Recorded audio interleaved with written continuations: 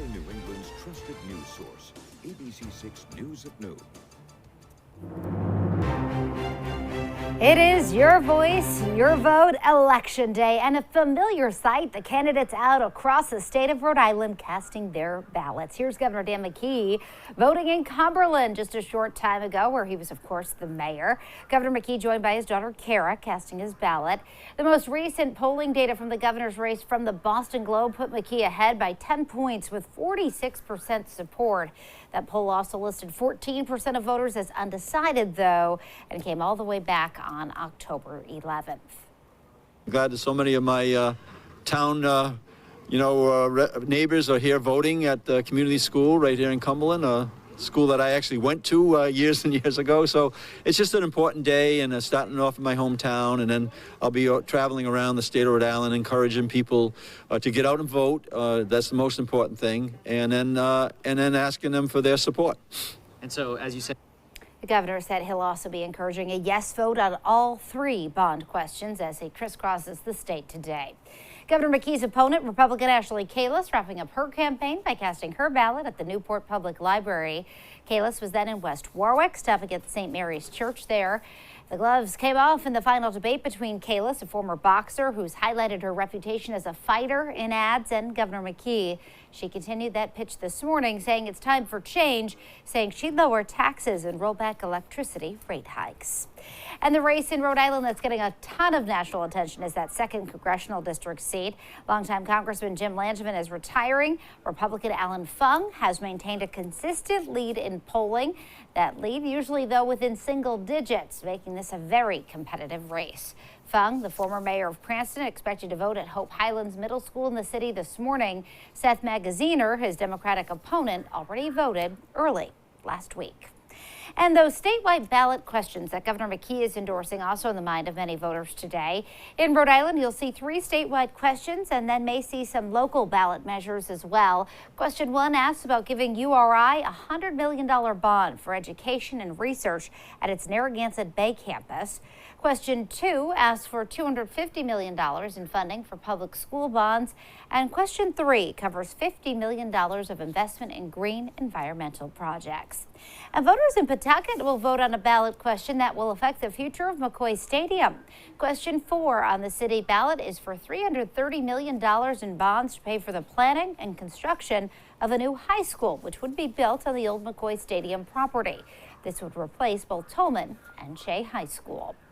And in the Massachusetts race for governor, Democrat Maura Healey looking to make history as the Commonwealth's first woman and openly gay candidate elected to the state's highest office. She's taking on Republican Jeff Deal. The final UMass Amherst and Boston TV station poll reported that Healey has a 61 to 33% lead heading into Election Day. And in Bristol County, all eyes are on the race for sheriff. Attleboro Mayor Paul Heroux is looking to beat out Sheriff Tom Hodgson, who's been in the position since 1997. And despite Heroux being in his first challenger in over a decade, Hodgson says he's confident he will remain as sheriff. And Massachusetts voters will also weigh in on 4 statewide ballot questions. The first deals with a so-called millionaire's tax that would add taxes on people making over $1 million to use for education and transportation. The second has to do with dental insurance. The third with granting more liquor licenses. And the fourth question is to decide whether or not undocumented immigrants should be able to obtain a state driver's license. And at this hour, all polling sites in America are now open, and there are millions of voters casting their ballots in these consequential midterm elections. At stake, control of Congress and most state houses, 36 governorships, all 435 House seats and 35 Senate seats, all up for grabs. ABC's Justin Finch reports. Democrats and Republicans campaigning up until the 11th hour, calling in their heavy hitters. Vote! Get out the vote! You must vote Republican in a giant red wave. Both parties hoping to win congressional majorities, with all 435 House seats and 35 in the Senate now in play. It could not be any tighter in Congress. Meaning control of either chamber could come down to a few races. Everyone that's willing to go out and go knock on doors and to get out the votes right now, because there is just so much at stake right now. In Pennsylvania, Mehmet Oz and his Democratic opponent John Fetterman locked in a tight Senate race, casting their ballots this morning and counting on their supporters to turn out. I'm very proud of how we run this campaign. We want less radicalism and more balance. The Georgia Senate race also quite tight.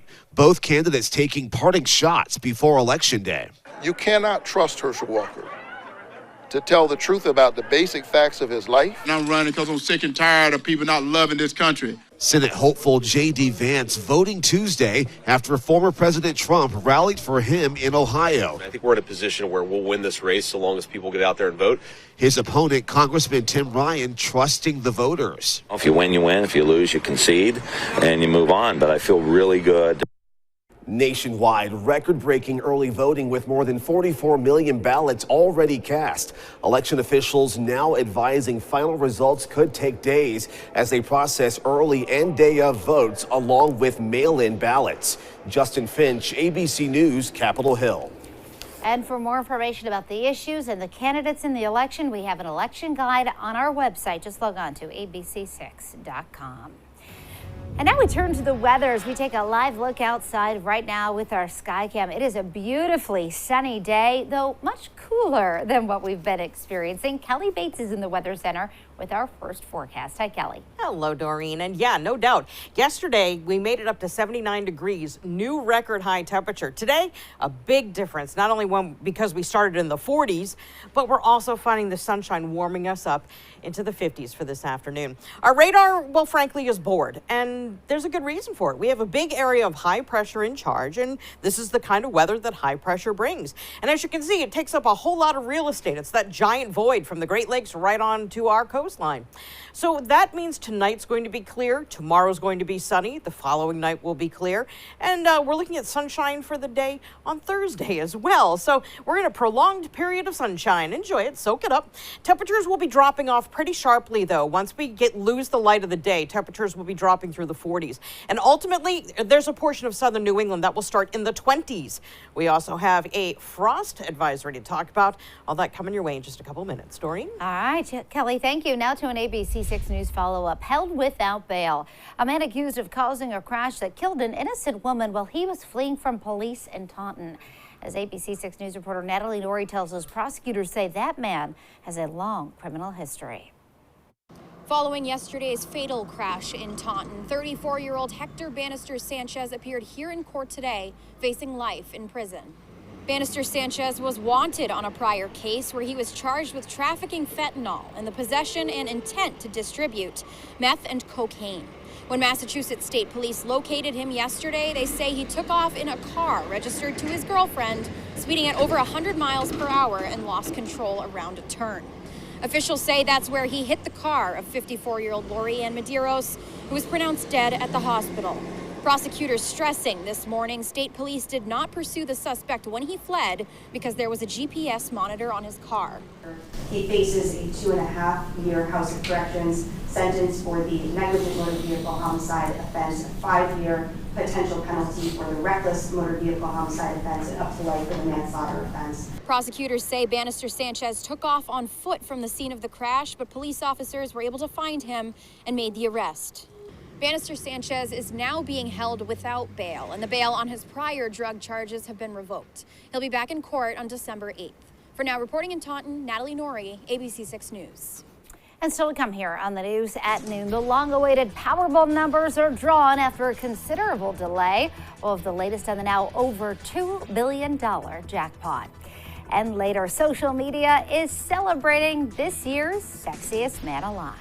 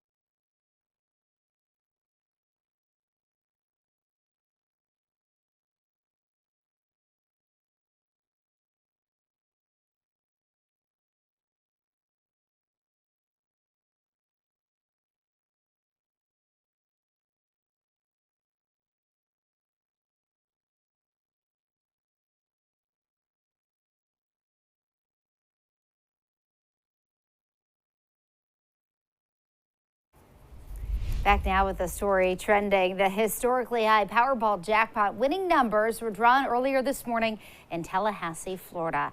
A reporting glitch not only delayed the drawing last night, but it also bumped the jackpot past $2 billion, making it the largest lottery prize ever. ABC's Rena Roy explains.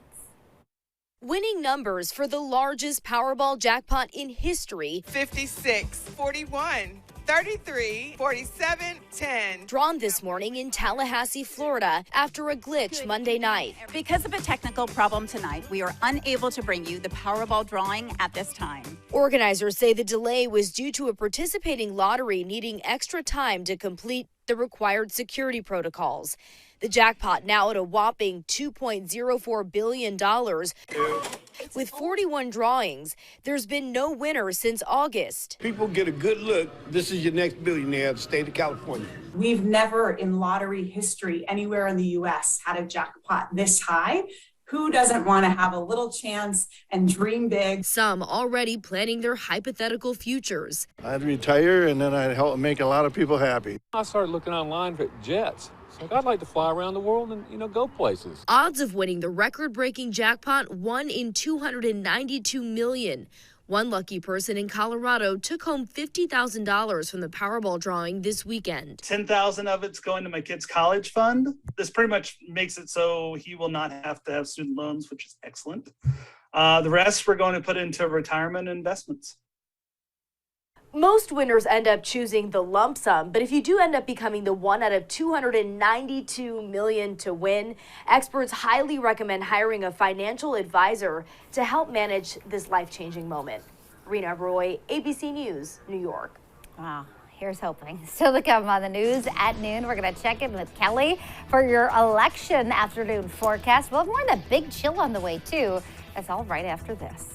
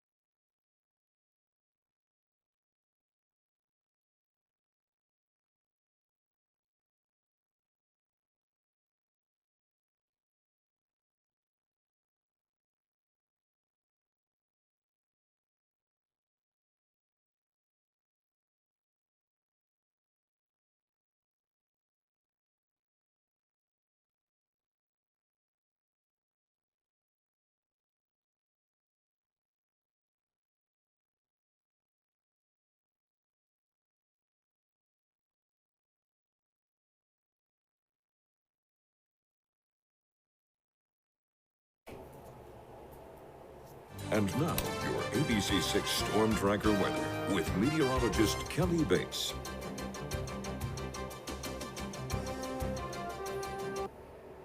Hi. Hey, what a gorgeous day we have in progress. Definitely back to the fall-like temperatures. And we have beautiful views all across southern New England. Lots of sunshine, high pressures, large and in charge. And that was what we see right now here in Providence. So here's your almanac for today. Wanted to give you a little perspective on our temperatures. Low averages about 38. And tomorrow we're going to be more, I'd say, in that territory. On average, we would top out at 56, and that's just what we're going to do today. Here are your records. They're going to remain in the books for another year. Here's your sunrise and sunset times, by the way. Sunset at 4. 32 in the afternoon. Here's a look at our temperatures. We've come up from the 40s into the 50s, and we're pretty much going to stop warming right about here. So this is where we're going to sit to finish out the day. But we also have this wind. Wind has been moving in from the northwest all morning, and we have been picking up occasional higher gusts. So it is breezy and will remain so as we continue on through the afternoon and even into tonight. Gusts will likely be between 25 and 30 miles per hour. Here's a look at our satellite and radar, and it doesn't have a whole lot to do, and that's really kind of like the whole point. We have this big dome of high pressure. It's moved in, it's taken charge, and it's delivering us a whole lot of sunshine. But something else that high pressure does, it tends to give us clear skies at night, and that will be happening as we go to tonight. As that area of high pressure gets closer to us and eventually crests over the region, we're going to see those winds slacken. So with a clear sky and a slackening wind during the overnight, we're going to see those temperatures drop off pretty quickly and pretty far. As we go through Wednesday into Thursday, that area of high pressure slides by us and it flips our wind direction to become southwesterly. And that means we're going to see some warmer temperatures as we go to Thursday and then certainly Friday and Saturday. Before I get too much further into the week, we are expecting those chilly overnight lows tonight. And as a result, we do have a freeze watch that has been issued for coastal areas because these are the areas that haven't officially put an end to the growing season yet. That's what that is issued for, by the way. So we have a good chance of doing that. If you haven't put any tender vegetation or plants you don't want to lose inside by now, this would be the day to do it because tonight we've got a good chance of ending the growing season in coastal communities.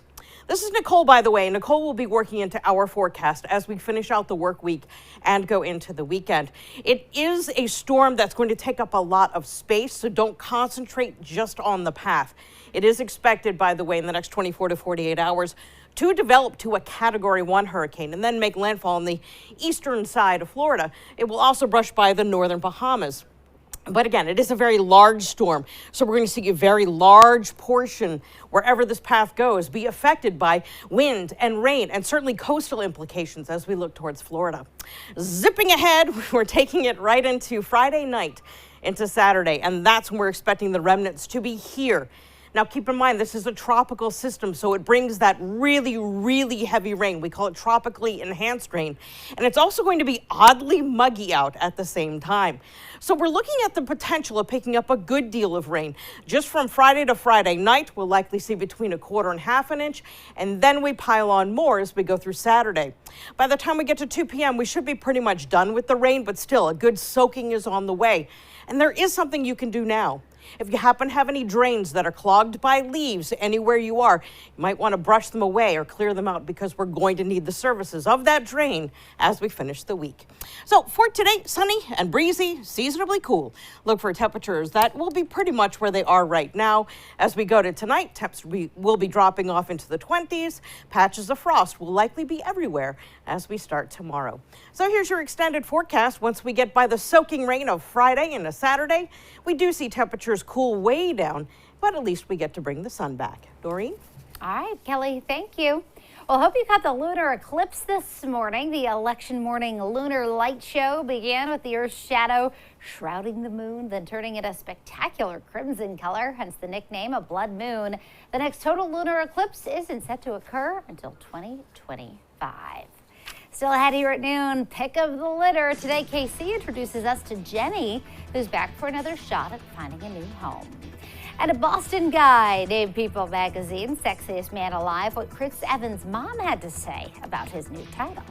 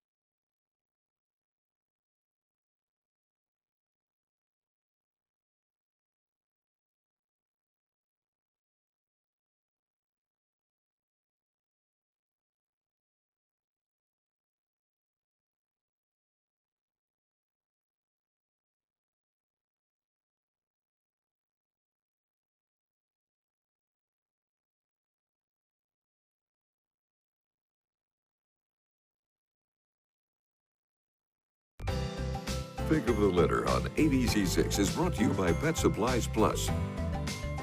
Here with Wayne and Caitlin from the RISPCA, and we have Jenny today. Wayne, tell us about Jenny. So Jenny's a 1-year-old female, obviously, and she Lots of energy. She's tons of energy. She was a Southern dog. She came to us from a high-kill shelter in the South. We don't import a lot of animals, but we have one particular shelter that we visited and we work with.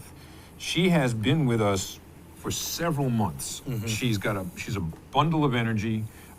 She has had a tough start to life. She's already been through heartworm treatment, which she went through successfully. She's a pretty healthy, energetic young dog.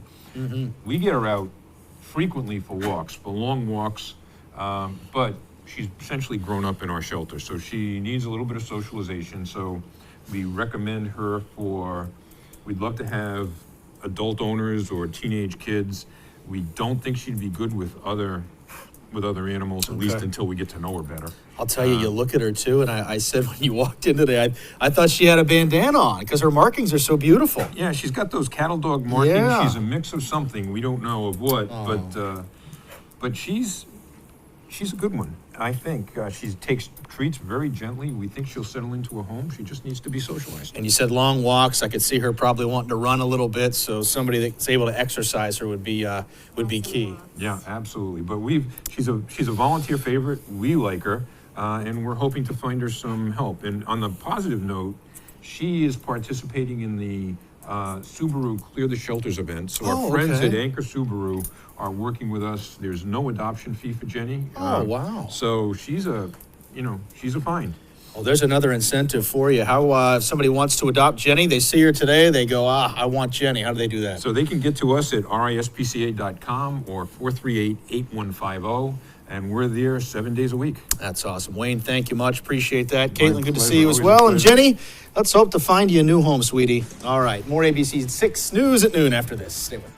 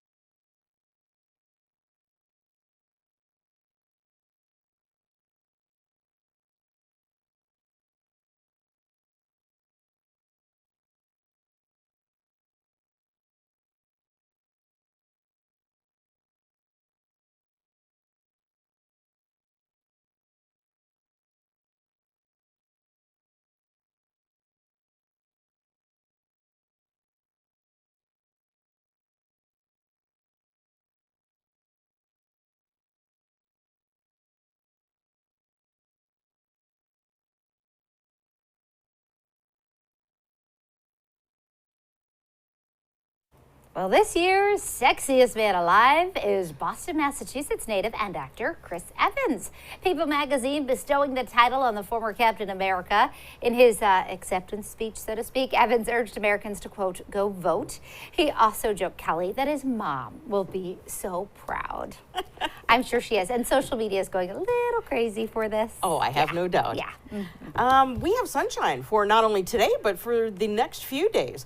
Thursday is when we're going to start to turn temperatures around, and then we bring in rounds of heavy rain that, will be with us from Friday about late commute time through about midday on Saturday. All right, Kelly, thank you. And thank you for joining us for the news at noon. The news continues first at 4. Have a great day, everybody.